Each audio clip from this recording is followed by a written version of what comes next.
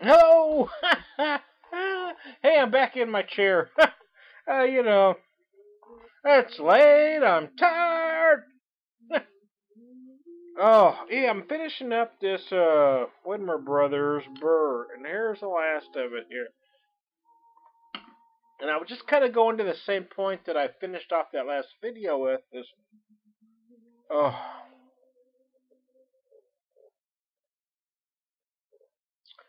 Oh, you really can't do a video or do a beer justice if you're just drinking 2 or 3 ounces of beer, cutting your video down, and then going on to the next beer. You just can't. Which is why there's many times that you'll see me drinking a whole beer with you, because that beer will evolve, or I'll do 2 or 3 parts of the same beer, and sometimes I'll amend my notes as I'm going along because things do change. Oh, this is a good beer. And going back to the Evil Empire, I would love it if Widmer Brothers and Red Hook and Kona were all their own entity, as well as Goose Island and everybody else. But the truth is they're not. So, you know,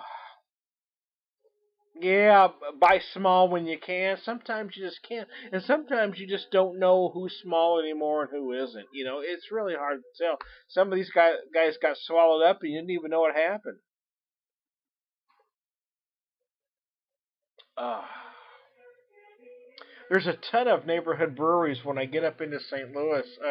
I don't get to see them as often as I would like. Sometimes not at all.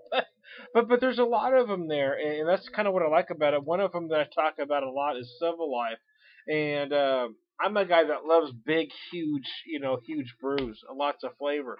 And Civil Life is kind of the opposite of that. They're a brewery that really concentrates on smaller session ales. Most of them not over 4.5%. But there's just something likable about them. Every brew I've had is good, and I haven't had that many. But they're just solid session ales, and they're tucked in this little neighborhood. And I don't even know how big they're trying to get, to be honest with you, other than just carving a neighborhood niche. And I think that's great. I think a lot of breweries should do that. St. Louis has just a lot of great up and comers. You've heard me talk about Urban Chestnut or Six Row or Four Hands. I love Four Hands. I went through a period where, when we first would have had to go up to St. Louis when Seamus was first diagnosed with leukemia. We're up there for about 3 weeks. I hadn't had a chance to have a beer. Oh, wow, that's good.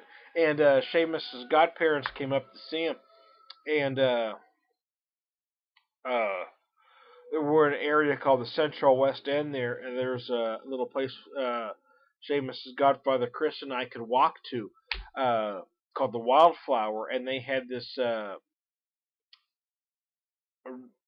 Centennial Reprise Red from Four Hands on tap, and that was like the first beer I had in 3 weeks, and I tasted that beer and went, "Holy cow!" It was, oh my god, I mean, I heard angels singing behind me.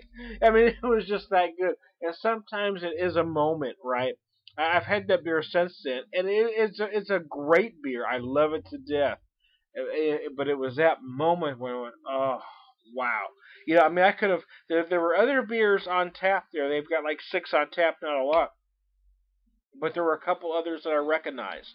That was one I didn't recognize. I knew nothing about the brewery, but I wanted to try it, and boy, was I glad I did. And that's the thing. I love small neighborhood breweries for that reason.